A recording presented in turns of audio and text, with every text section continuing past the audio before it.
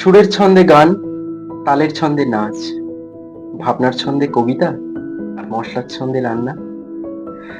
রান্নাটা একটা শিল্প, একটা আর্ট। সেটাকে যত্ন সহকারে এবং ভালোবাসা দিয়ে করলে তার স্বাদ 4 গুণ বেড়ে যায়।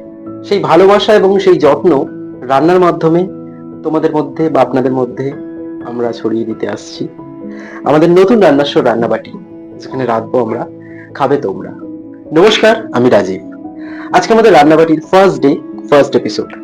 এই ফার্স্ট এপিসোডে আমরা আজকে যে রেসিপিটা বা যে রান্নাটা তোমাদের সাথে বা আপনাদের সাথে শেয়ার করব, সেটা আমার ভীষণ পছন্দের রান্না। রান্নাটা ঠিক নিরামিষও নয়, আবার আমিষও নয়। সেটা কেমন দেখতে হলে এবং জানতে হলে আমাদের সাথে পুরো এপিসোডটা দেখতে হবে।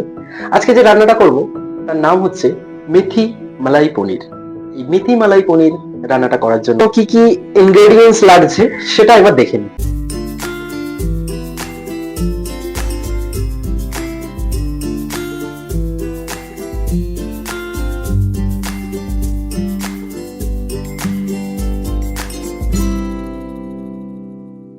তো শুরু করছি আমাদের ফার্স্ট এপিসোডের ফার্স্ট রেসিপি, মেথি মালাই পনির।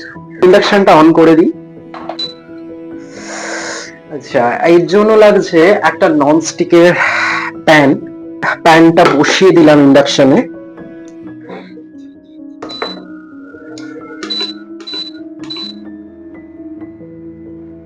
গরম হয়ে গেছে। আমরা এখন একটু বাটার নিয়ে নেবো। মেথি মালাই পনিরে মেথিটা তো খুব ইম্পর্টেন্ট, আমরা জানি। তো মেথি শাকটাকে আমরা ধুয়ে রেখেছিলাম। প্রথমে নুন জলে মেথি শাকটাকে ভালো করে ধুয়ে এটাকে চপ করে নিয়েছি।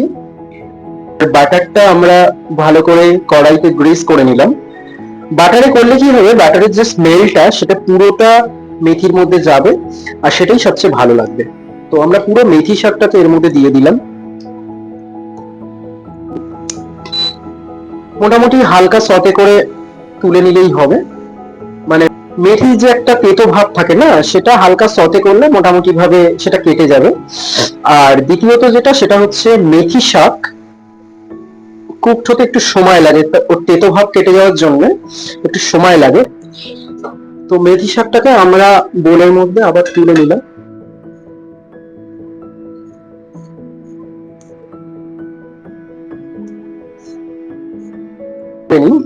পনিরটাকে আমরা কিউব করে নিয়েছি। এটাকে কিন্তু আমরা তেলে ভাজবো না, তার একটা কারণ আছে। এটা আশা করি অনেকেই জানেন।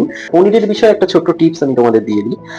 পনির ভাজলে অনেক সময় পনির রাবারের মতো শক্ত হয়ে যায়। সেই ক্ষেত্রে কি হয়, আমরা যে গ্রেভিটার মধ্যে বা যে মশলার যে স্বাদটা, সেটা পনিরের মধ্যে অ্যাবজর্ব করে না খুব একটা। সেই ক্ষেত্রে পনিরটা যদি আমরা না ভেজে নুন জলে বা নর্মাল জলে 10 মিনিট, 5 মিনিট বা আধ ঘন্টা যদি সময় থাকে, আমরা যদি ভিজিয়ে রাখতে পারি, তাহলে পনিরটা রান্না করার সময় সফট হয়। আর পনিরের ভেতরে ওই মশলার স্বাদটাও অল্প করে হলেও, নুন বা অল্প যে মশলার স্বাদটা সেটা অল্প হলেও অ্যাবজর্ব করে। আর সবচেয়ে বড় কথা, পনির না ভেজে রান্না করলে পনিরের যে নিজস্ব একটা টেক্সচার বা একটা টেস্ট রয়েছে, সেই টেস্টটা আমরা পনির না ভেজে রান্না করলে খুব ভালোভাবেই পাবো। আমি অনেক শেফেদের কাছ থেকে শুনেছি এবং তারা রেস্টুরেন্টে এইভাবে রান্নাও করে, পনির না ভেজেই তারা ম্যাক্সিমাম সময় রান্না করে। তো আমি নিজে প্রেফার করি যে পনির না ভেজে রান্না করতে। এক্সেপশনাল কিছু কিছু রেসিপি আছে যেগুলোতে পনির ভেজে রান্না করা হয়, কিন্তু ম্যাক্সিমাম ক্ষেত্রে পনির না ভেজে রান্না করাটাই আমি প্রেফার করি। তোমরা যদি পনির ভেজে রান্না করো, তাহলে আজ থেকে পনির না ভেজে একবার রান্না করে খেয়ে দেখো, কেমন লাগে আমায় জানিও। আশা করি টেস্টটা ভালো লাগবে, পনিরের স্বাদ দ্বিগুণ হয়ে যাবে। তো চলো, রান্নাটা যতদূর হয়েছে তারপর আবার কন্টিনিউ করি। আমরা রান্নাটা সেকেন্ড যে স্টেপটা আছে সেই সেকেন্ড স্টেপে যাই। তো তার জন্য আমরা সাদা তেল বা যে কোনো রিফাইন অয়েল আমরা ব্যবহার করব। সাদা তেল বা রিফাইন অয়েল দেব।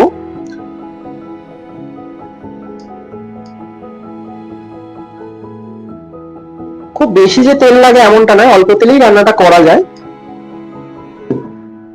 এটার মধ্যে স্মেলটা বা তরকারির টেস্টটা একটু বাড়ানোর জন্য আমরা আর একটু বাটার দিয়ে দেবো তেলে।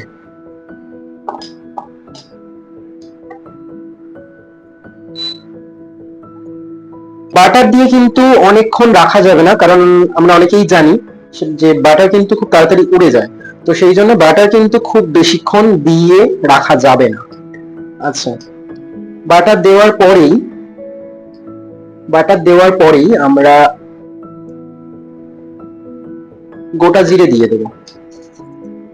বাটারের গন্ধটা অলরেডি ছাড়তে শুরু করেছে। আচ্ছা, বেশিক্ষণ ভাজবো না। তো এবার আমরা পুরো পেঁয়াজ কুচিটা যেটা করে রেখেছিলাম সেটা পুরোটাই দিয়ে দেব।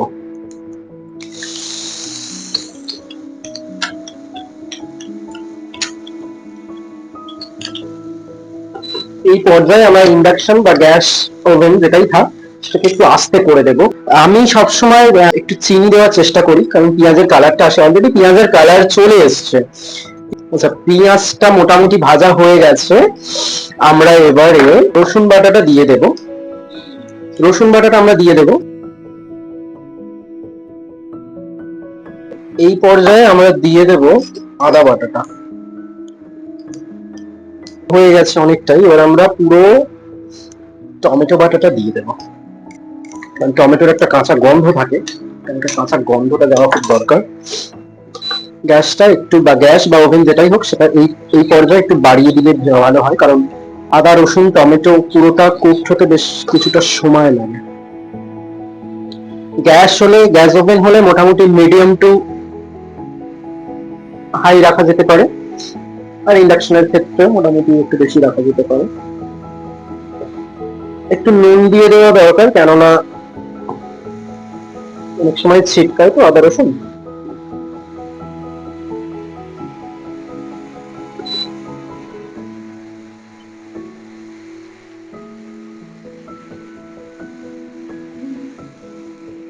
এবার আমরা আস্তে আস্তে এক এক করে সব মশলাই দিয়ে দেব।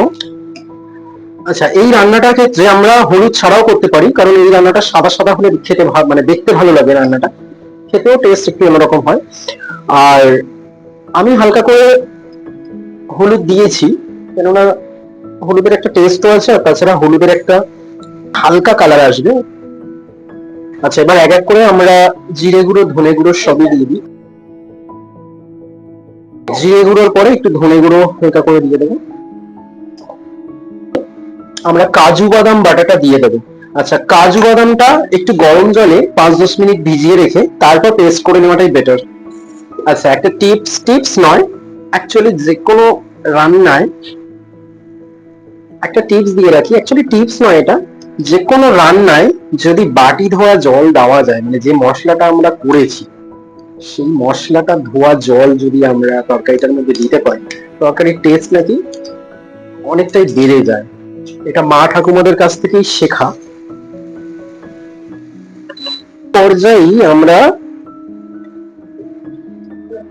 টক দইটা পুরোটা দিয়ে দেবো। মোটামুটি অল্প দিলেই হবে, কারণ আমরা টমেটো বাটা যেহেতু দিয়েছি। আবারও বাটি ধোয়া জল। আমি এটা করে থাকি, তোমরা যদি কেউ না করে থাকো কখনো, একবার ট্রাই করে দেখতে পারো, আশা করি এটা টেস্টটা বুঝে যাবে। আচ্ছা, দই দেওয়ার সময় সব সময় গ্যাসের ফ্লেমটা নয় বন্ধ করে রাখবে, নয়তো লো করে রাখবে, কারণ দই যদি নর্মাল ফ্রিজে না থাকে, নর্মাল টেম্পারেচার হয়, তাহলে তো কেটে যাওয়ার ভয় থাকে না, কিন্তু যদি ফ্রিজ থেকে বার হওয়া হয় অনেক সময় কেটে যাওয়ার ভয় থাকে। তো সেই জন্য এটা করা অত্যন্ত জরুরি। আচ্ছা, এই পর্যায়ে আমরা একটু নুনটা দিয়ে দিই, মোটামুটি স্বাদ মতো বুঝে নুন। চিনি দেবো না, কারণ চিনি আমি পেঁয়াজ ভাজার সময় দিয়ে দিয়েছি, তাই চিনিটা দেবো না। আচ্ছা, এবার আমরা ফ্লেমটা হাই করে দিই, কারণ এটা কুক হতে একটু সময় লাগবে। আচ্ছা, এই পর্যায়ে আমরা সেই প্রথমে যে ভাজা মেথি শাকটা, যেটা বাটারে হালকা করে ভেজে রেখেছিলাম, সেটা পুরোটা এই মশলাটার মধ্যে দিয়ে দেব, দিয়ে ভালোভাবে কষাতে হবে, কারণ মেথি শাক কুক হতে একটু সময় লাগে, যদিও একটু হাফ কাঁচা হাফ কুকড ভালো লাগে মেথি শাক, কারণ মেথি শাকের একটা নিজস্ব গন্ধ আছে।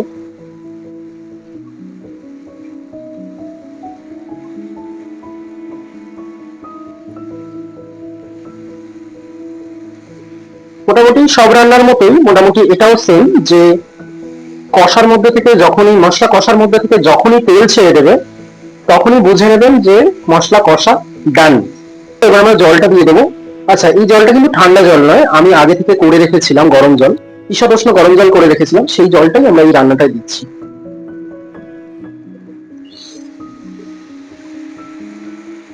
কারণ যে কোনো রান্নার ক্ষেত্রে গরম জল দিয়ে রান্নার টেস্ট দ্বিগুণ হয়, এটা আমরা সবাই জানি।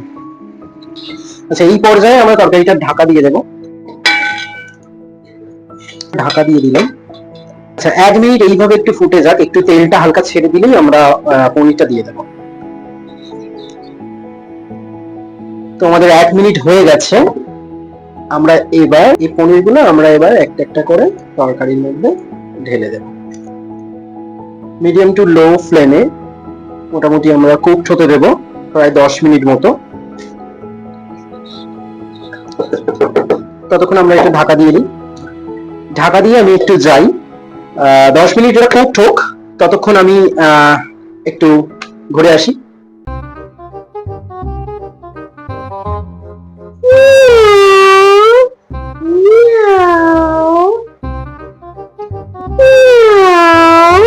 বিড়ালের ছানা, বিড়ালের ছানা, দুধ ভাত খাও, দেখি তো আজ এই হেসেলে কি খুঁজে পাও।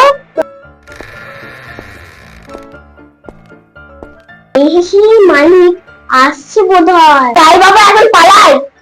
আচ্ছা, এরই মাঝে আমি কাঁচা লঙ্কাটা দিয়ে দিয়েছি, কারণ কাঁচা লঙ্কার যে একটা নিজস্ব ফ্লেভার আছে বা স্মেল আছে, সেটা তরকারির মধ্যে বা গ্রেভির মধ্যে চলে আসা খুবই দরকার।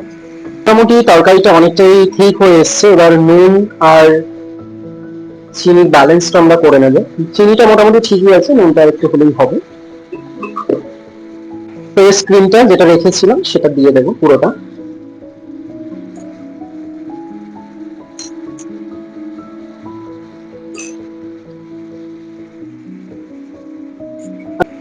মোটামুটি ভাবে আমাদের মেথি মালাই পনির হয়ে এসছে। এবারে লাস্ট ফিনিশিং টাচ অর্থাৎ গরম মশলা এবং কাসুরি মেথি, এই দুটো দিলে মোটামুটি ভাবে আজকে রান্না আমাদের কমপ্লিট হয়ে যাবে। তো কাসুরি মেথিটা সবসময় একটু রোস্ট করে নেওয়া উচিত। শুকনো খোলা একটু হালকা ভেজে ক্রাশ করে দিলে ভালো হয়, কিন্তু আমি রোস্ট করে বা ভেজে দিচ্ছি না, কারণ মেথি শাকের একটা নিজস্ব স্মেল আছে। তো সেই স্মেলটা এবং শুধু মেথির কাসুরি মেথির যে স্মেলটা, সেটা রোস্ট না মানে রোস্টেড না করে দিলে সেই দুটো স্মেল একসাথে মিশে জিনিসটা অনেকটা বেটার লাগবে। যেহেতু মেথি শাকটা হাফ কাঁচা হাফ কুকড আমরা এর মধ্যে তরকারিটার মধ্যে দিয়েছিলাম, তো সেই জন্য আমরা কাসুরি মেথিটা রোস্ট করিনি। মানে কাসুরি মেথি নর্মাল যেরকম বাজারে কিনতে পাওয়া যায় সেটাকেই হালকা হাতে ক্রাশ করে নিয়ে আমরা গ্রেভিটার মধ্যে দিয়ে দিয়েছি। আচ্ছা, আমরা খুব বেশি আর ঘন করবো না, কারণ তরকারিটা অনেকটাই ঘন হয়ে এসছে। আমরা গরম মশলাটা দিয়ে দেবো। মোটামুটি গরম মশলা খুব দেওয়ার প্রয়োজন পড়ে না তরকারিটার মধ্যে। আচ্ছা, গরম মশলাটা দিয়ে আমরা নাড়াচাড়া করবো না, আমরা ঢাকা দিয়ে দেবো। মেথি মালাই পনির আমাদের অলরেডি হয়ে গেছে। আমরা জাস্ট লাস্ট 2-3 মিনিট একটু গরম মশলা দিয়ে ঢাকা দিয়ে রেখেছি। ঢাকনা খুলে আমরা ওর থেকে আমরা ব্যাটারটা দিয়ে দেবো। ব্যাটারটা দিয়ে দিলে বাটারের স্মেলটা এবং বাটারের যে টেস্টটা সেটা তরকারির মধ্যে অ্যাবজর্ব করলে তরকারির টেস্টটা আরো বেড়ে যাবে। চলো 2-3 মিনিট পর দেখা হচ্ছে।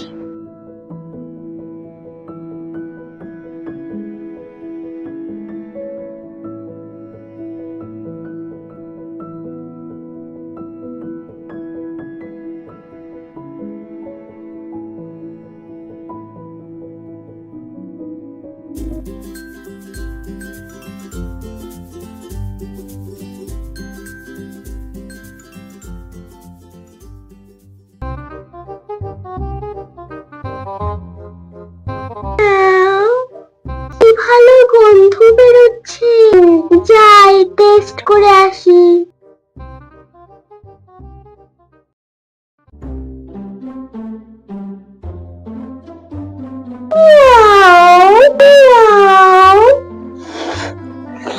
কি ভালো গন্ধ বেরোচ্ছে, টেস্ট করে আসি।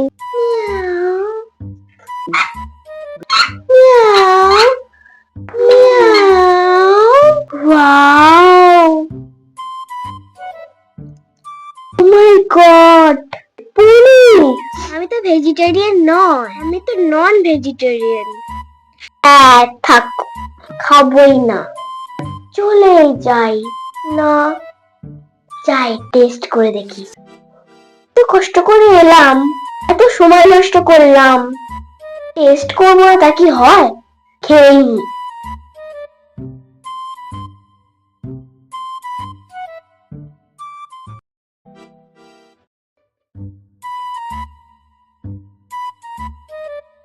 Wow, so delicious. আমার তো রান্নাটা খুব ভালো লেগেছে। তোমরাও কিন্তু বাড়িতে বানিয়ে খেও। অবশ্যই কমেন্ট করে জানিও তোমাদের কেমন লেগেছে। আর আমাদের চ্যানেলটা সাবস্ক্রাইব করো, ফেসবুক পেজে ফলো করো। পরের দিন বোধহয় ননভেজ হতে পারে, তো ননভেজ জুটলো না, পরের দিন না হয় খাবো। পরের দিন না হয় ননভেজ করে রেসিপি দেখাবো আর আমিও খাবো। আজ তাহলে যাই, টাটা।